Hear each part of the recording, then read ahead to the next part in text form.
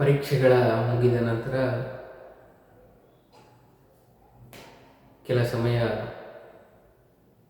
ವಿಶ್ರಾಂತಿಯ ಸಮಯ ನನಗೆ ದೊರಕಿತು. ಆ ವಿಶ್ರಾಂತಿಯ ಸಮಯದಲ್ಲಿ ಒಂದೆರಡು ಪುಸ್ತಕಗಳನ್ನು ತೆಗೆದು ಓದುವ ಚಟ ನನ್ನದು. ಆ ಚಟಕ್ಕೆ ಬಲಿಯಾದ ಪುಸ್ತಕ ಬೆಟ್ಟದ ಜೀವ. ಈ ಪುಸ್ತಕವನ್ನು ಬರೆದವರು ಡಾಕ್ಟರ್ ಶಿವರಾಮ್ ಕಾರಂತರು, ಜ್ಞಾನಪೀಠ ಪುರಸ್ಕೃತರಾದಂತಹ ಡಾಕ್ಟರ್ ಶಿವರಾಮ್ ಕಾರಂತರು. ಪುಸ್ತಕದ ಶೀರ್ಷಿಕೆಯೇ ಪುಸ್ತಕದ ನಾಡಿ ಮಿಡಿತಗಳನ್ನು ಎಲ್ಲವನ್ನು ವಿವರಿಸುತ್ತದೆ. ಆದರೆ ಅದರ ಶೀರ್ಷಿಕೆಯ ಮಹತ್ವ ಗೊತ್ತಾಗುವುದೇ ಪುಸ್ತಕವನ್ನು ಸಂಪೂರ್ಣವಾಗಿ ಓದಿ ಮುಗಿಸಿದಾಗ. ಪುಸ್ತಕದ ಶೀರ್ಷಿಕೆ ಪುಸ್ತಕದ ಸಾರವನ್ನೇ ಹೇಳುವಷ್ಟು ಅದರ ಶಕ್ತಿ ಅದರಲ್ಲಿ ತುಂಬಿರುತ್ತದೆ. ಬೆಟ್ಟದ ಜೀವ ಪುಸ್ತಕ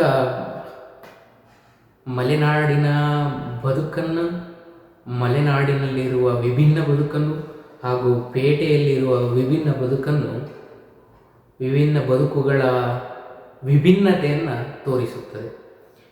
ಪೇಟೆಯ ಬದುಕು ಜಂಜಾಟ, ಸದ್ದು, ಗಲಾಟೆಗಳ ಮಧ್ಯೆ ಬದುಕಿದ ಜನರು ಸದಾ ಅದೇ ಮನಸ್ಥಿತಿಯಲ್ಲಿ ಬೆಳೆದು ಬಿಡುತ್ತಾರೆ. ಅದೇ ರೀತಿ ಕಾಡು ಪರಿಸರ ಮಧ್ಯೆ ಬೆಳೆದ ಒಂಟಿ ಜೀವಿಗಳು, ಪ್ರಮುಖವಾಗಿ ಮಲೆನಾಡುಗಳಲ್ಲಿ ನಮ್ಮ ಉತ್ತರ ಕರ್ನಾಟಕದ ಹಾಗೆ ಸಾಲುಗಟ್ಟಲೆ ಮನೆಗಳು ಇರುವುದಿಲ್ಲ. ಒಂದೊಂದು ಕಿಲೋಮೀಟರ್ಗೆ ಒಂದು ಮನೆಗಳು ಅಥವಾ ಕೆಲವು ಡಿಸ್ಟೆನ್ಸಿನ ಮನೆಗಳು ಎಲ್ಲ ಇರುತ್ತವೆ. ಅಲ್ಲಿನ ಜನರು ಬಹಳ ವಿಭಿನ್ನ ಮತ್ತು ಅವರ ಬದುಕುವ ಶೈಲಿ ವಿಭಿನ್ನ, ಅವರ ಜೀವನ ಶೈಲಿ ವಿಭಿನ್ನ. ಸದಾ ಮನೆಗಳಲ್ಲಿ ಒಡ್ಡಿಯಾಗಿ ಕಳೆಯುವ ಜೀವಗಳು. ನಮ್ಮ ಹಾಗೆ ಪಕ್ಕದ ಮನೆಯವರನ್ನು ಹೋಗಿ ಮಾತಾಡಿಸುವ ಹಂಬಲ ಅವರಲ್ಲಿ ಇರುವುದಿಲ್ಲ. ಏಕೆಂದರೆ ಅವರಲ್ಲಿ ಪಕ್ಕದ ಮನೆಗಳು ಎನ್ನುವುದಕ್ಕಿಂತ ಪಕ್ಕದ ಊರಿನವರೇ ಎನ್ನುವುದು ಉತ್ತಮ.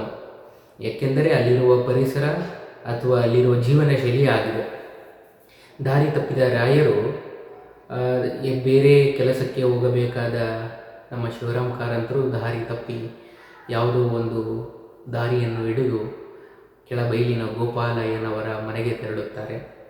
ಗೋಪಾಲಯ್ಯನವರ ಮನೆಯಲ್ಲಿ ಇಬ್ಬರು, ತಾವು ಮತ್ತು ತಮ್ಮ ಮಡದಿಯಾದ ಶಂಕರಿ. ಗೋಪಾಲಯ್ಯನವರಿಗೆ 2 ಮಕ್ಕಳಿರುತ್ತವೆ. 2 ಮಕ್ಕಳು, ಒಂದು ಮಗು ಮದುವೆ ಆದ ನಂತರ ಬಾಣಂತನಕ್ಕೆ ಬಂದಾಗ ತನ್ನ ತವರಿನಲ್ಲಿಯೇ, ತನ್ನ ತಾಯಿಯ ಮಡಿಲಲ್ಲಿಯೇ ತೀರಿಕೊಂಡು ಬಿಡುತ್ತಾಳೆ. ಆಗ ಆ ತಾಯಿಯ ಸಂಕಟ ಎಂಥದ್ದು, ತಾಯಿ ಮಗುವಿನ ಪ್ರೇಮ ಎಂಥದ್ದು. ಅದಕ್ಕೆ ಬೇಂದ್ರೆ ಎಲ್ಲ ಒಂದು ಕಡೆ ಹೇಳ್ತಾರೆ, ಕಣ್ಣರಿಯದೆ ಕರುಳ್ಳರಿಯದೆ ಅಂತ. ತಾಯಿ ಮಡಿಲಲ್ಲಿ ತಾನು ಹೊತ್ತ ಮಗು ಸಾಯುವುದು ಆ ತಾಯಿಗೆ ಎಂತಹ ದುಃಖ, ಸಹಿಸಲಾರದಷ್ಟು ದುಃಖ. ಇದೊಂದು ಕಡೆ. ಆದರೆ ಮತ್ತೊಂದು ಕಡೆ ಶಂಕರಿ ಹಾಗೂ ಅವರ ದಂಪತ್ಯಕ್ಕೆ ಹುಟ್ಟಿದ ಮಗು ಶಂಭು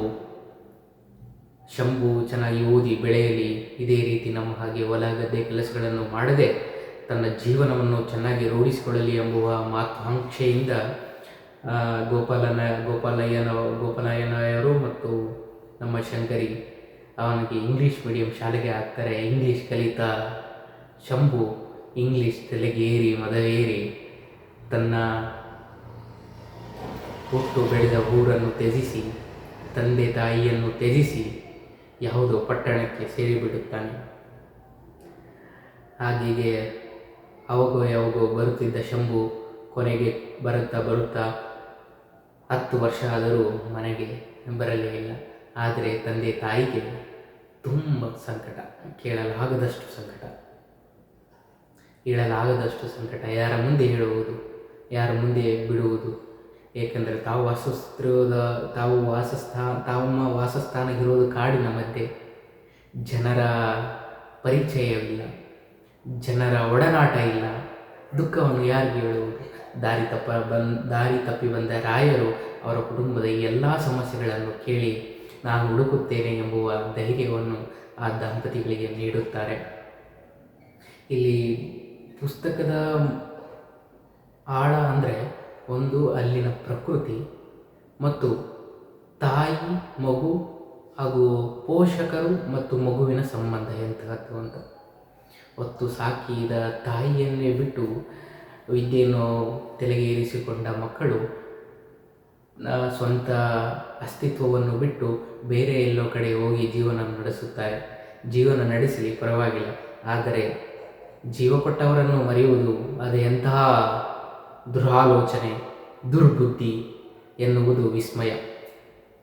ಕಾರಣ ಜೀವನ ಶೈಲಿ ಹಾಗೆ ಮಾಡಿಸುತ್ತಿದೆಯೋ ಅಥವಾ ವಿಭಿನ್ನತೆ ಹಾಗೂ ಬೆಳೆದ ಪರಿಸರ ಅವನನ್ನು ಹಾಗೆ ಮಾಡಿದೆಯೋ ಯಾರಿಗೂ ತಿಳಿಯದು.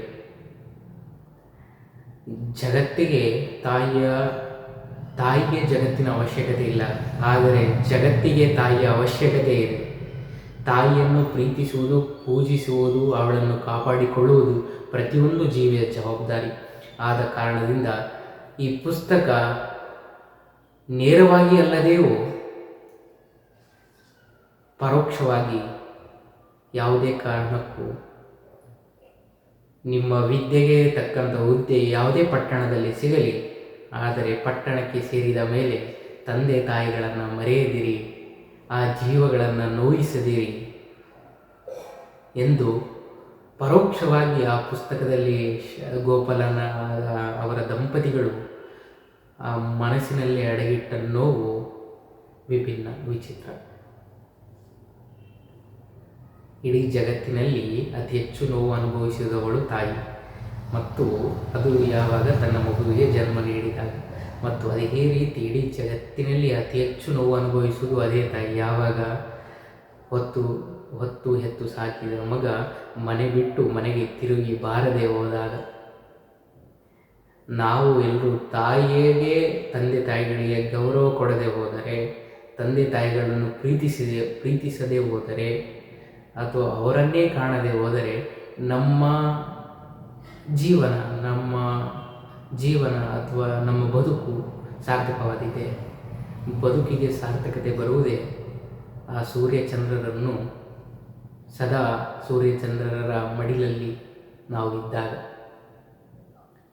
ಮತ್ತೊಂದು ಈ ಪುಸ್ತಕದಲ್ಲಿ ಅದ್ಭುತವಾಗಿ ಕಾಣುವುದೇನೆಂದರೆ, ಈಗಿನ ಕಾಲದಲ್ಲಿ ಸಹಜವಾಗಿ ತಂದೆ ತಾಯಿಗಳು ಮಕ್ಕಳು ಬೆಳೆಯಲಿ, ಮಕ್ಕಳು ವಿದ್ಯಾವಂತರಾಗಲಿ ಎನ್ನುವ ನಿಟ್ಟಿನಲ್ಲಿ ವಿದ್ಯಾಭ್ಯಾಸಕ್ಕೆ ಬೇರೆ ಕಡೆ ಎಲ್ಲ ಕಳಿಸುತ್ತಾರೆ.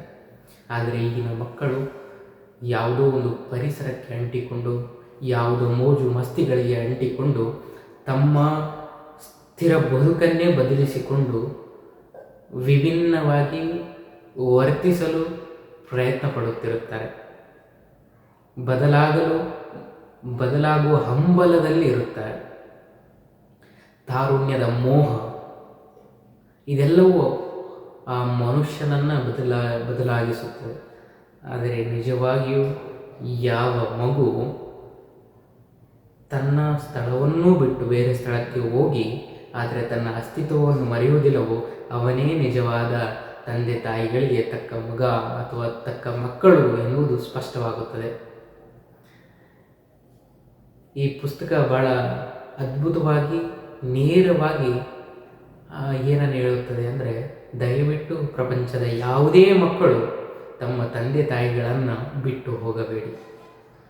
ನಿಮಗೆ ಅದೇನೇ ಕಷ್ಟ ಇದ್ದರೂ ಸಹ ನಿಮ್ಮ ತಂದೆ ತಾಯಿಗಳು ಅದನ್ನು ಬಗೆಹರಿಸಿರುತ್ತಾರೆ.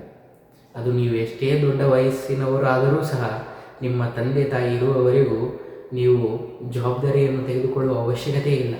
ಹೆಸರಿಗಷ್ಟೇ ನಾವು ಜವಾಬ್ದಾರಿ ಎನ್ನುವ ಪದವನ್ನು ಬಳಸುತ್ತೇವೆ, ಆದರೆ ತಂದೆ ತಾಯಿ ಇರುವ ತನಕ ನಾವು ಜವಾಬ್ದಾರರೇ ಅಲ್ಲ. ಯಾಕೆಂದರೆ ಎಲ್ಲ ಜವಾಬ್ದಾರಿಯನ್ನು ಅವರು ಹೊತ್ತುಕೊಂಡಿರುತ್ತಾರೆ. ನಾವು ಮನೆಯನ್ನು ನಡೆಸಬಹುದು, ದುಡ್ಡು ಕೊಟ್ಟು ಸಂಪಾದನೆ ಮಾಡಿ ಮನೆಯನ್ನು ನಡೆಸಬಹುದು, ಆದರೆ ಆರ್ಥಿಕವಾಗಿ ಜವಾಬ್ದಾರಾಗಿರಬಹುದು.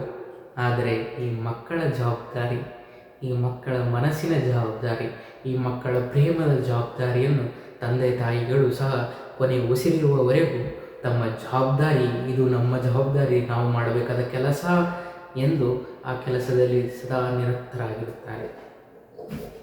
ಧನ್ಯವಾದಗಳು.